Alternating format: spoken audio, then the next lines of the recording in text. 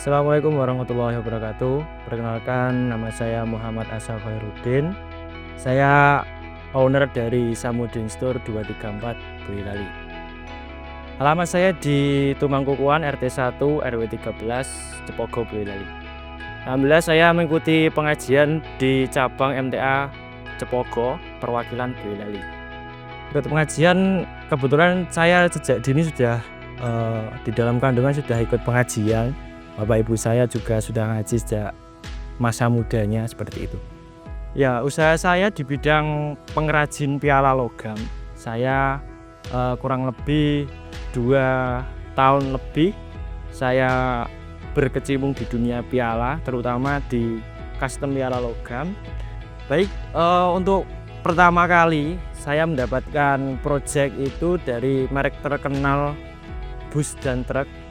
Itu kebetulan dalam penghargaan piala yang berbahan dari kuningan. Pada saat itu saya mendapatkan satu buah orderan piala itu kurang lebih 3-4 kali revisi. Jadi itu menjadi awal yang menarik dari saya ketika berkecimpung di dunia piala ini. Sebelumnya saya dulu tidak langsung terjun ke piala. Saya dulu menjadi waiter cafe di Solo. Lalu saya juga menjadi sales mantol dan lem lalat juga ketika saya kuliah di semester 2. Dan saya juga untuk piala ini sambinan. Jadi bisa dikatakan ini adalah pekerjaan sampingan saya dulunya. Karena ketika waiter itu gajinya juga di bawah UMR, saya juga memiliki inisiatif untuk berterjun di dunia piala ini. Dulu saya awal mulanya itu tidak langsung custom piala logam. Jadi saya ngambil dari produsen lain dulu, dari daerah lain untuk saya pasarkan kembali. Itu pertama-tama ya memiliki laba yang sangat minim sekali. Karena pada proses itu saya dengan mindset gimana caranya saya mendapatkan customer dulu, kita mendapatkan pasaran dulu, baru saya mengetahui bagaimana apa yang dibutuhkan pada pasaran dalam dunia piala tersebut. Ya, kebetulan saya sudah suka bisnis dari sejak SMP. SMP itu saya jualan stiker. Kebetulan saya di SMP MTA juga jualan stiker. Mengembangkan bisnis itu sampai di SMA pun saya juga masih jualan stiker. Jualan stiker itu kami sistemnya reseller. Jadi kayak kita ke percetakan lalu kita jual kembali ke teman-teman yang ada di asrama. Lalu saya setelah SMA itu juga memiliki prinsip yang sangat saya tekankan, yaitu saya tidak akan meminta uang pada orang tua dan saya harus memiliki hasil sendiri. Ya, entah saya jualan stiker, jualan desain saya, lalu saya jualan sepatu boleh juga, jualan yang lain-lain itu juga merupakan prinsip dari awal mula saya memulai bisnis yang saya geluti ini. Ya, mungkin ketika saya kuliah juga menjadi pertanyaan dari teman-teman saya kuliah, mengapa kamu kok nggak ngambil bidang bisnis atau manajemen? Nah, itu menurut saya ketika bisnis atau kita berwirausaha itu bisa kita asah sendiri ilmunya dengan kita memiliki tujuan kuliah yang kita inginkan. Tidak harus bisnis, tapi bisnis itu kita bisa pelajari di luar jam kuliah begitu.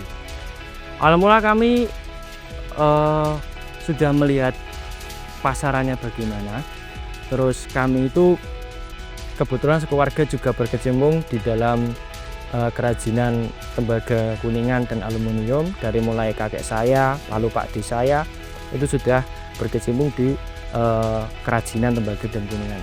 Sedangkan dalam prosesnya itu untuk piala, terutama di daerah saya ini, di desa Tumang ini terkenal dengan kerajinan tembaga dan kuningan, itu masih belum ada yang spesialis untuk piala atau terkhusus untuk piala. Terus saya berinisiatif, meskipun saya masih baru dan banyak orang yang menilai saya itu sangat ngeyel sekali, sangat berani untuk mengambil resiko dengan minimnya pengalaman saya di kerajinan ini, saya bisa mencoba ingin memiliki usaha sendiri. Dan intinya kita punya prinsip bagaimana kita bekerja, tapi juga orang lain itu juga merasakan apa yang kita miliki begitu. Yang pertama saya piala terkhusus, lalu ada medali juga, lalu plakat yang terutama dari bahan kuningan dan aluminium itu saya insya Allah semua bisa begitu. Mulai dari custom. Jadi kalau custom itu sistemnya saya orang memberikan desain, lalu saya pelajari, lalu kita eksekusi begitu Mas. Untuk promosi ya, promosi kami baru melalui Facebook dan Instagram. Terutama kan kalau Facebook itu bisa menggabung di Instagram, kita iklannya lewat Meta Ads itu kita kurang lebih kalau sebulan untuk iklan kurang lebih 1,5 juta itu bertahap. Jadi kurang lebih seminggu sekali kami perbarui iklan itu. Kita cari sasaran marketnya dulu. Semisal saya ingin yang terutama kalau piala itu kan yang kebanyakan dari sepak bola, futsal dan cabang-cabang olahraga. Kita cari yang misalnya kota-kota besar seperti Jakarta, Surabaya, Bali itu banyak peminatnya. Lalu juga di Papua pun kami sudah pernah ke sana juga. Tapi kalau di Papua itu kendala dari kami adalah pengiriman. Kalau pengiriman biasanya Papua itu malah lebih mahal pengirimannya daripada harga barangnya. Itu menjadi kendala bagi kami. Sedangkan piala itu adalah hal yang harus kita kirim tepat waktu. Kalau molor pun piala itu udah nggak menjadi sakral lagi begitu. Itu menjadi tantangan bagi kami ketika menjadi pengrajin piala. Untuk tantangan customer untuk revisi itu menjadi ya itu menjadi hal biasa, harus kita hadapi dengan kepala dingin. Intinya kita jujur gimana kurangnya gimana, kita kasih opsi bagusnya gimana, itu kita harus memiliki manajemen resiko yang harus kita persiapkan sebelum-sebelumnya. Untuk pengembangan usaha yang pertama mungkin agak religius ya. Kalau saya kebetulan nggak berani untuk neko-neko begitu.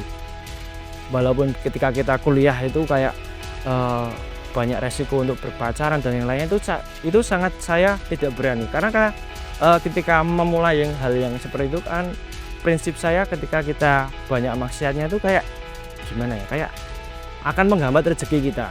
Jadi kita benahi diri kita dulu, lalu kita ajak ya teman-teman kita. Jadi kita kerja itu nggak cuma kerja ya, kita buat dakwah juga, kita ajak sholat berjamaah juga. Bahkan di awal-awal itu kami juga ngaji di Ahad pagi juga Mas, kita bareng-bareng ngaji. Intinya kan di cabang kami juga masih kekurangan pemuda, terus kami juga berinisiatif yang bekerja di sini meskipun dari keluarganya tidak ngaji, kayak kita kenalkan dengan pengajian kita. Dari untuk di usahanya itu kita mencari laba itu yang ya bisa logis atau tidak terlalu mahal juga tidak terlalu sedikit labanya. Karena di pemasaran itu kebanyakan di Jakarta, di Jogja itu prosesnya tuh udah berbeda. Kalau di Jakarta, di Jogja itu menggunakan proses cetak aluminium. Kalau dari kami kan bentukan tangan atau ditempa, dari bahan plat biasa ditempa, itu menjadi poin plus kami. Sedangkan di lain-lain tempat itu masih dengan cara cetak. Sedangkan cetak itu ketika pengiriman itu sangat berat sekali. Misal di atas 10 kilo itu di pesawat sudah ketika ke Papua ya mungkin hampir 10 juta, mungkin di 9 juta segitu kan. Jadi dari kami itu kalau berat, Mas beratnya berapa? Kalau kita bisa request beratnya, kita nanti bisa kasih solusi untuk kasih pemberatnya. Kalau mau pemberatnya mau dijadikan 5 kilo, 3 kilo itu bisa, tergantung kemauan mereka sanggupnya bagaimana begitu. Dan untuk intinya sih kalau kita punya penghasilan itu jangan lupa untuk dizakatkan, karena semua itu mungkin tidak hak kita semua, karena ada hak orang lain yang harus kita berikan begitu.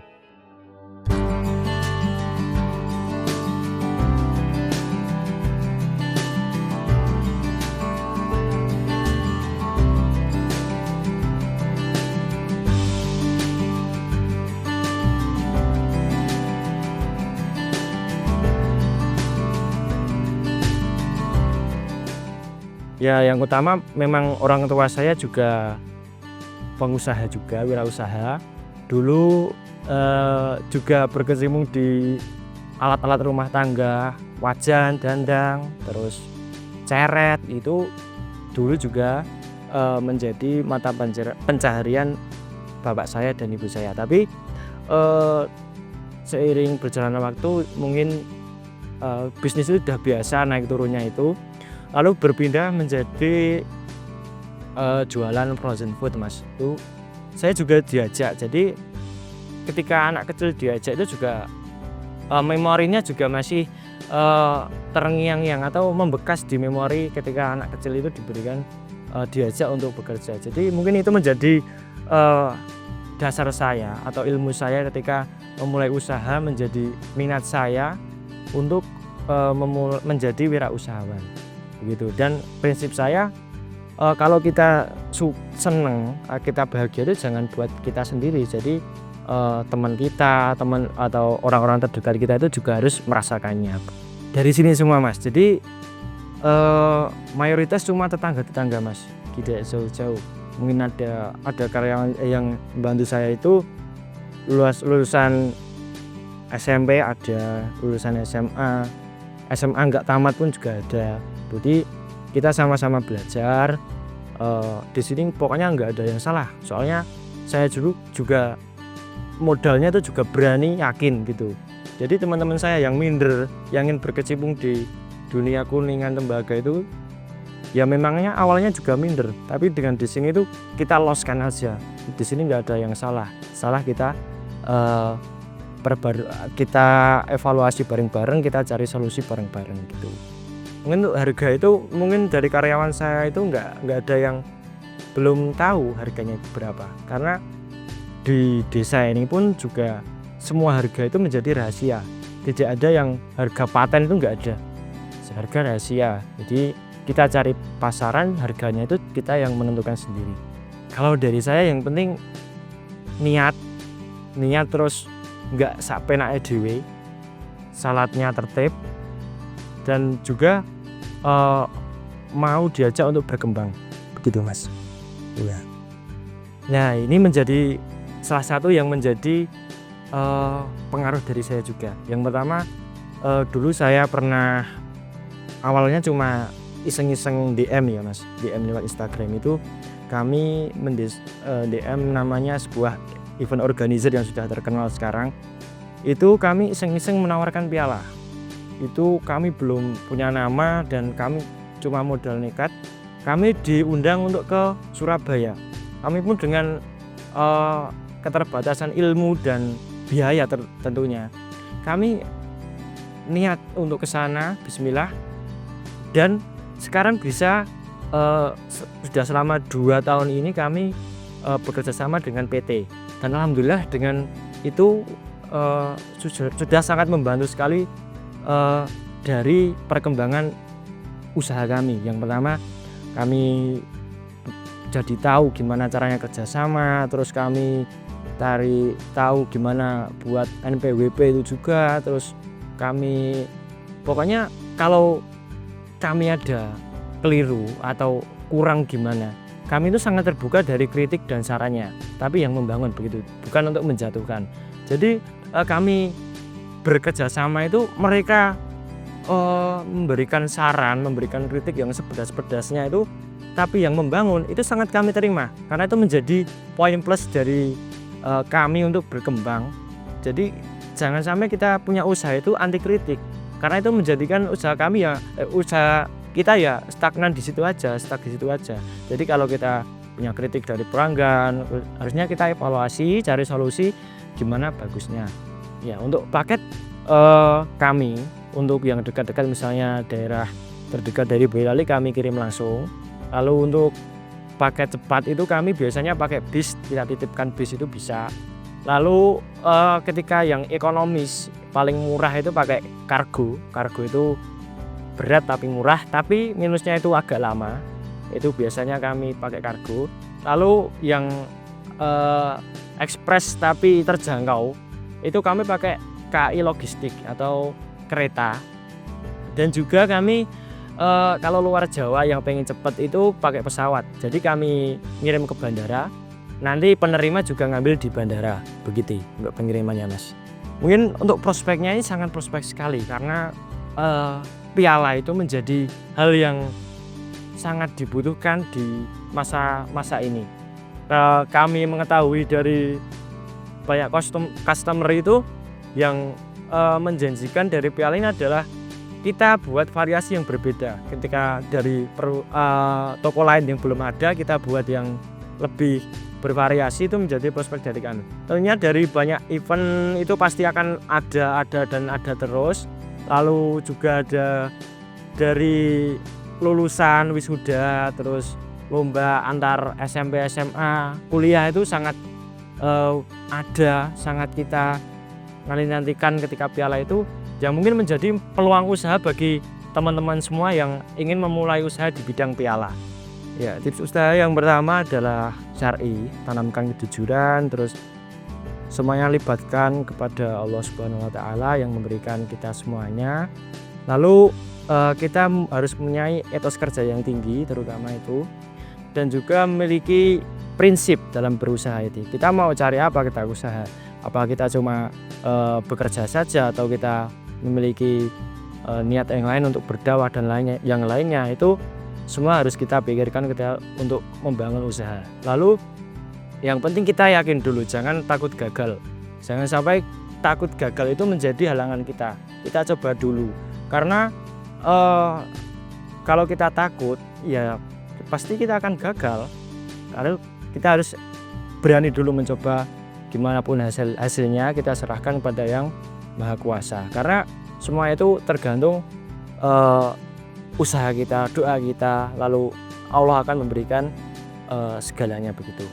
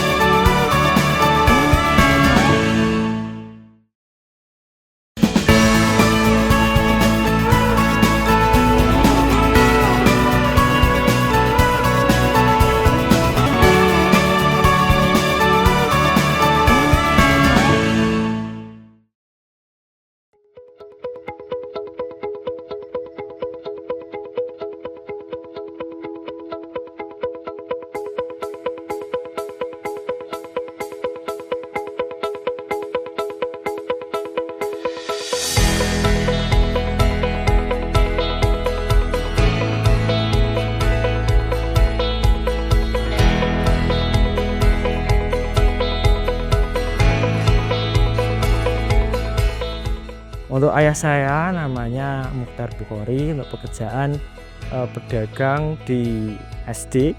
Lalu ibu saya Uci Riswanti, pekerjaannya juga pedagang juga, membuat jenang itu. Lalu adik saya ada 3. Adik saya yang pertama namanya Isna Apriliana Mukhtar, sekarang sudah mau masuk SMA MTA. Lalu adik saya yang kedua kelas 3 SD, namanya Fatma Faiza Khairiyah. Lalu yang adik saya yang terakhir Anissa Putri Pamungkas, itu TK sudah mau masuk ke SD. Arti keluarga dalam hidup saya adalah ya itu menjadikan penyemangat bagi saya. Jangan sampai menyerah, terus ketika kita capek pun terus kita bertemu dengan adik kita, bertemu dengan bapak ibu kita, itu kayak sudah hilang capeknya gitu. Kita sampai rumah itu udah ya nggak berarti capek kita karena udah melihat senyuman mereka. Terus dari mereka juga kita juga tahu karena bekerja itu tidak cuma buat saya sendiri, kita juga nikmati bareng-bareng, kita nikmati hasilnya. Ketika mereka juga ikut merasakan itu menjadi poin tersendiri atau menjadi kepuasan tersendiri bagi saya. Alhamdulillah saya ngaji di cabang Cepogo di setiap hari Sabtu. Lalu saya juga ikut di kepemudaan, juga sering ikut dalam kegiatan pemuda MTA. Namun tantangan terberat saya adalah mengajak teman-teman saya untuk ngaji karena kebetulan baru 1 orang 2 orang, jadi membuat saya harus ya agak jenuh sedikit sih, tapi ya itu menjadi tantangan bagi saya untuk mengajak untuk ngaji, ayo ngaji gitu. Alhamdulillah itu sangat menjadi benteng saya, menjadi pondasi saya untuk membatasi pergaulan, terutama ketika kita masuk dunia kuliah, terus kita juga bekerja ke sana ke sini tuh dunianya sudah sangat liar sekali. Saya di kafe dulu juga sangat liar sekali dunianya tuh, tapi saya punya benteng tersendiri ketika saya ngaji di pagi, terus di cabang itu mengingatkan saya kita itu harus gimana di jalannya itu yang benar bagaimana. Jangan sampai kita cuma untuk diri kita sendiri, kita harus menularkan karena dalam Islam itu khairun nas anfa'uhum linnas, kita harus bermanfaat dan berguna untuk orang lain juga. Lalu nasihat ustadz itu sangat ya mungkin sangat keras, tapi itu menjadi yang harus kita butuhkan karena itu mau nggak mau kita harus di jalannya terus. Mbok seberat-beratnya kita, nafsu-nafsunya kita harus tetap di jalannya.